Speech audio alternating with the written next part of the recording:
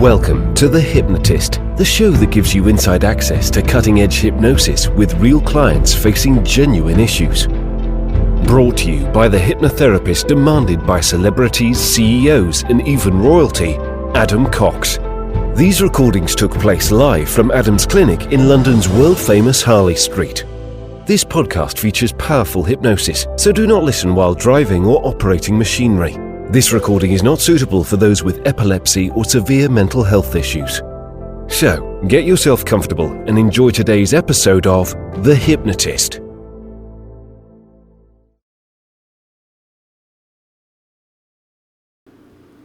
Hi, it's Adam here, and in this episode of The Hypnotist, you're going to be listening to a hypnosis session for a client that was dealing with intense anxiety over a fear of germs. And in this particular hypnosis session, you're going to be listening to an approach that frames the fear of germs in a way to make it much more manageable and something that is a way of perceiving germs to be something that doesn't have the same impact on their life. While not everyone will be able to relate to a fear of germs, obviously we have just come out of a fairly long pandemic. And there was a lot of anxiety, a lot of fear around, let's say, viruses, bacteria, germs, things like that. So if you're listening to this session and you have got anxiety over cleanliness or maybe a compulsion to clean, or you're worrying about potentially being infected or something like that, hopefully this session will help. But equally, there will be a link in the show notes that can enable you to book a free consultation call to explore working with me directly.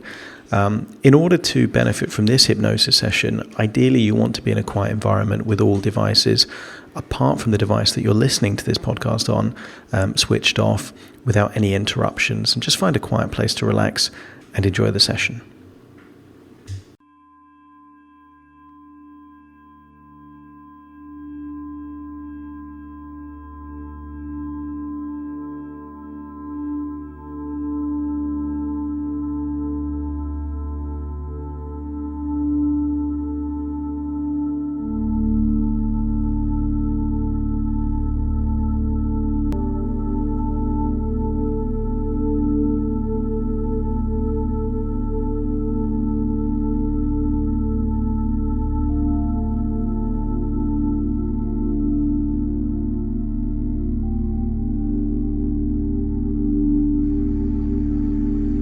Take a deep breath in, and as you breathe in a resourceful feeling of relaxation, and as you exhale, just get a sense that any worries, any stress, any tension is leaving your body in your outward breath.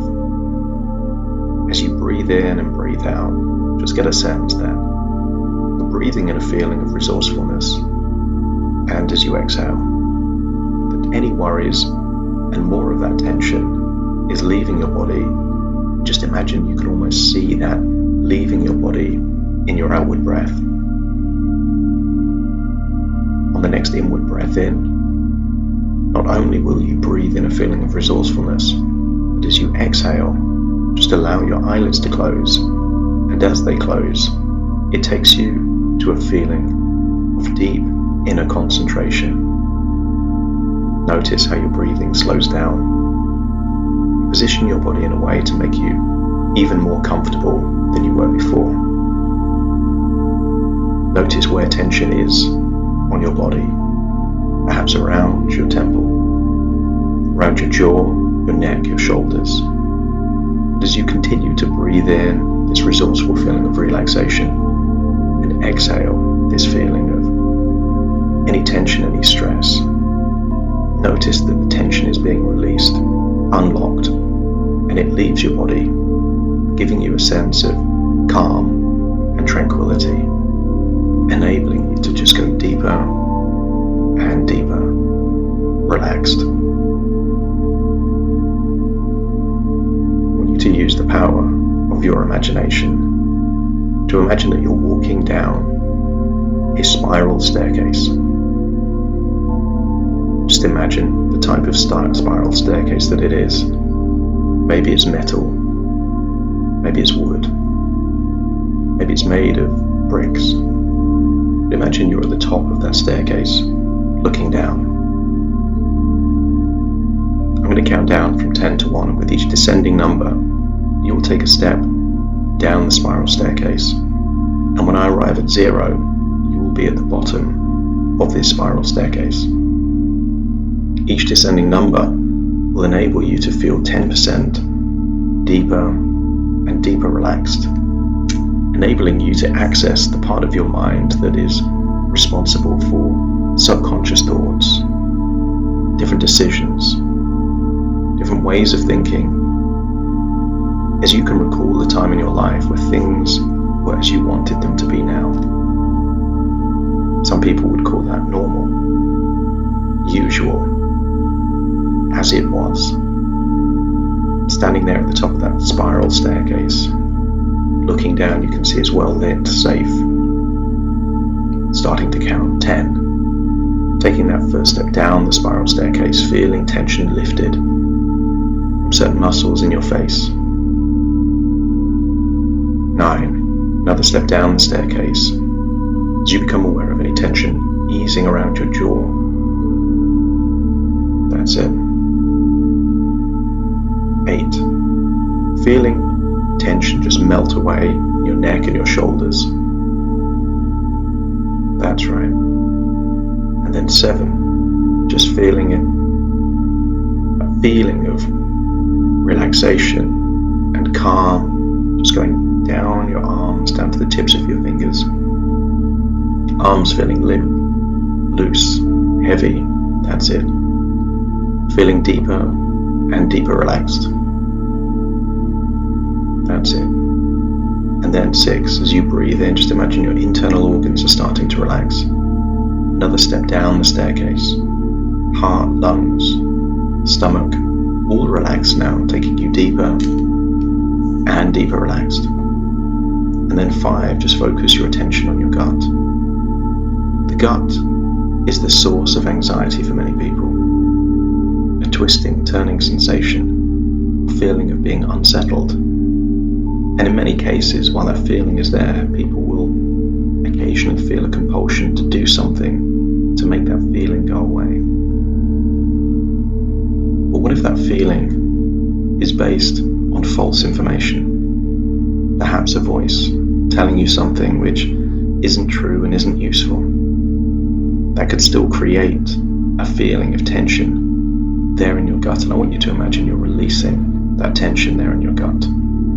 As you breathe in and you breathe out, just release that feeling there in your gut. That's it. And then 4, that relaxation goes down into your legs. 3, continue to walk down the spiral staircase, deeper and deeper relaxed. That's it. Down into your legs, 3, and then 2, feeling so deeply relaxed. And then 1, even your toes, your fingers, even your ears are all relaxed as you imagine you're at the bottom of that spiral staircase. And I want you to imagine there is a corridor, and behind that corridor is a room that represents a part of your subconscious mind that has been responsible for obsessive thoughts.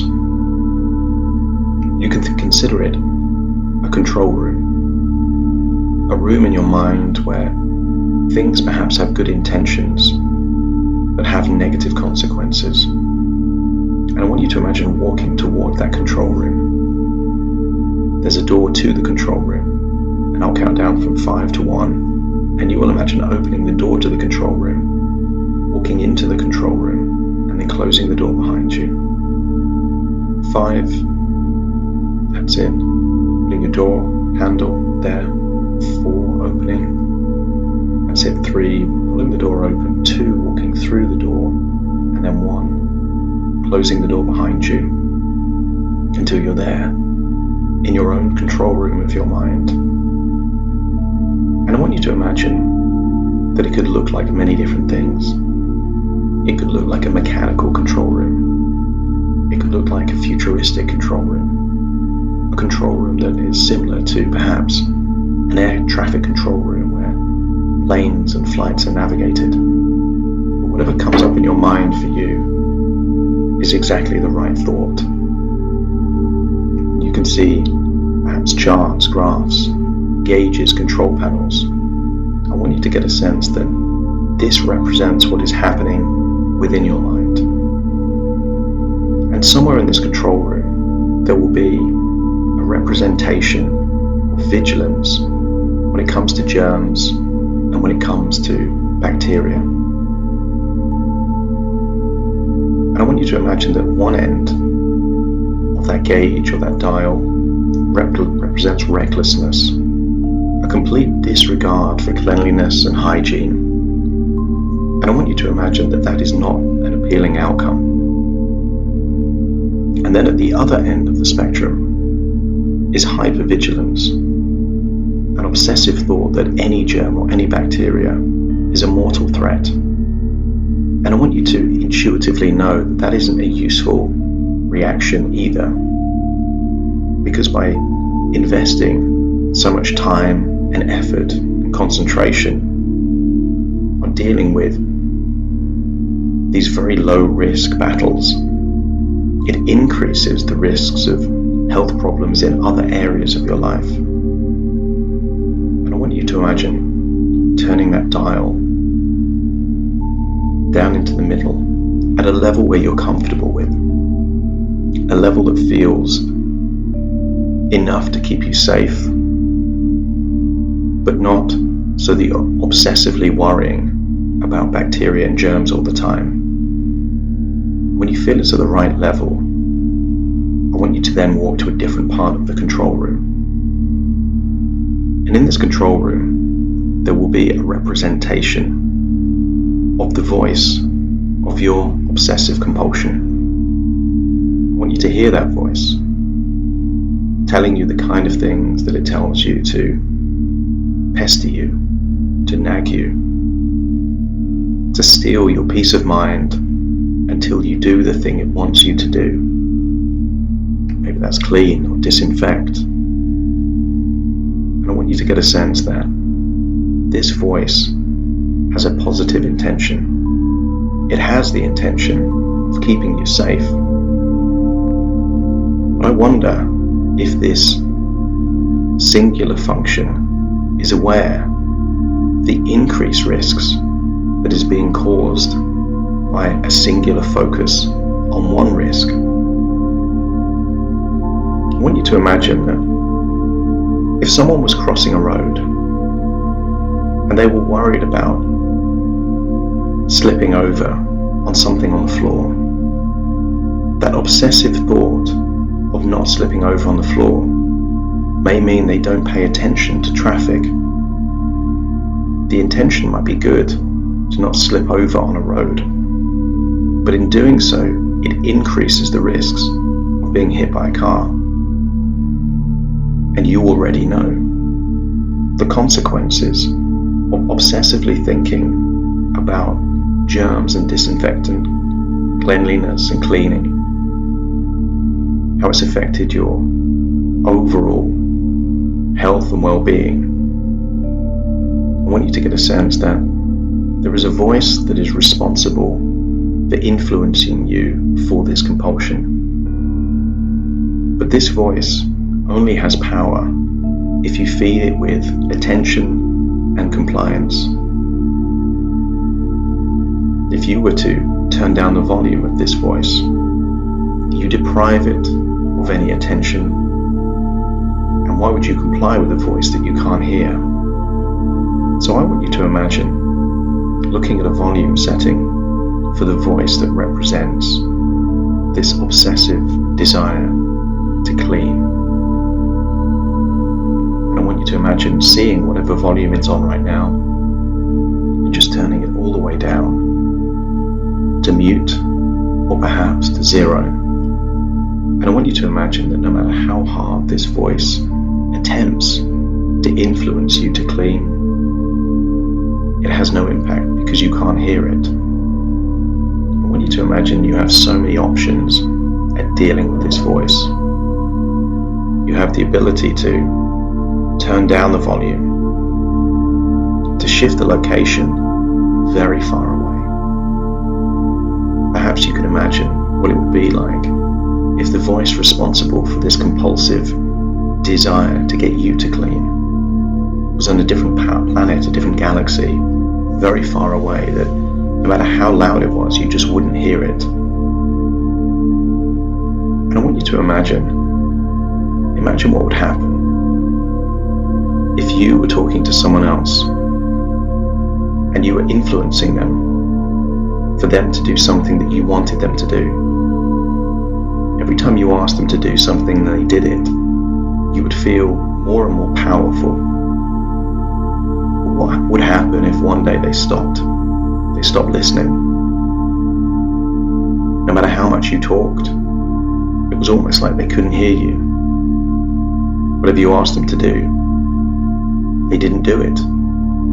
Very soon your desire to communicate with that person would disappear to nothing. And that is just as true for this voice that's trying to influence you to clean. As you turn the volume down, send that voice far away, the ability of that voice to steal your peace of mind, to bully and pester you into cleaning, will eventually give up as you starve it of attention and compliance.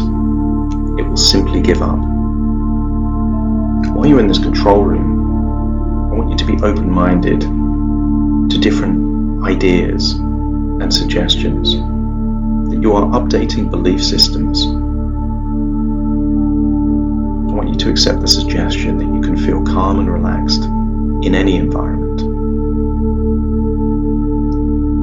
To also believe that you can trust your body's natural defenses to keep you healthy, and to accept that occasionally getting sick is not bad for the body. It's almost like a small battle to train your inner army to keep their skills and defenses high. You can let go of any unnecessary fears and worries about germs. To accept that you can feel a sense of peace and control about cleanliness. One of the key things that you can control is this voice that's been pestering you. You have the ability, whenever you choose, to turn down the volume, to send that voice far away, or to simply disagree with the voice. No matter how much it tries, just accept that you're okay with doing things how you want to do them. I want you to accept that there is a balance between cleanliness and obsessiveness. You know what that balance is, and I want you to activate that balance within you. Your body is resilient and capable of handling germs that come your way. You can feel confident in your ability to keep yourself and your surroundings clean. You can imagine the last few years as a way of training your body and your mind to know how to clean efficiently and well, but to choose when to do it rather than feel a compulsion of having to do it. You are in control of your thoughts and your emotions. I want you to accept that perfection is not possible. It is not possible in any environment. So you can let go of any perfectionist tendencies and accept that imperfection as a natural human quality. You can trust that you're doing enough to keep yourself healthy, and let go of that need, or the desire, or the feeling of compliance to constantly clean and sterilize. Embracing a more relaxed approach to cleanliness. You can feel proud of yourself for facing your fears, taking a stand, and making progress. And imagine a world of opportunity and joy and fulfillment. In all that time that you save, how could that be utilized to make your life more fulfilling? How many people is it possible for you to connect with, new memories to create, things to learn, adventures to enjoy. You can focus on the positive aspects of life and finally let go of those negative thoughts. You can appreciate your body's natural ability to heal and stay healthy, and also accepting that a certain amount of bacteria and germs is necessary for a body to be healed and to stay healthy. You can feel at peace and feel content with where you are on your journey. I want you to imagine it's a few days' time. Just imagine you're doing something that would normally trigger that voice to pester you into cleaning. Notice how easy it is to turn that volume down, to send that voice far away, and for you to choose whatever is the appropriate amount of cleaning necessary. It's a choice, no longer an obsession, no longer a compulsion. It's something you choose to do, not have to do. And each victory of you choosing balance over obsessiveness will feel incredible, feel like you're winning your freedom back. And that creative part of your mind will consider what you'd like to do with all that extra time you will have by moving from one chapter in your life to a new, empowered, positive chapter in your life. I want you to leave the control room. Before you leave, notice there is a dial about self-confidence, and just turn that up a few notches. There's also a dial that has optimism, and I want you to increase that dial too. Perhaps there's a few other dials of resources that you want just a bit more of. Self-belief, self-acceptance, perhaps feelings of courage and feelings of inner peace. Just turn those dials up to give you a boost of more of the life that you desire and less of the life that you want to leave behind. Time to leave the control room, and I want you to climb back up the spiral staircase. And then get a sense that you're listening to my voice back in your body, hearing my voice firmly in the present. Take a deep breath in through your nose and out through your nose. Just wiggle your fingers, wiggle your toes, get a sense that you're back in the present, listening to my voice now.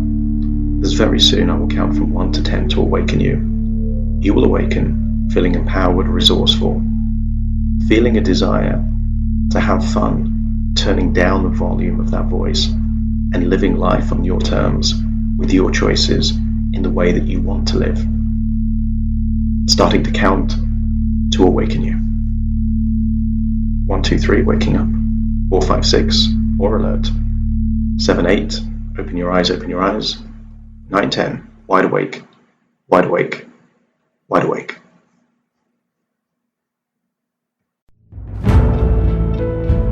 Thank you for listening to The Hypnotist with Adam Cox, the show that gives you inside access to cutting-edge hypnosis with real clients facing genuine issues. To automatically receive the latest episodes, please subscribe. If you'd like to support the show, please share this episode with just one friend you think it could help. And if this episode helped you, please leave us a 5-star review.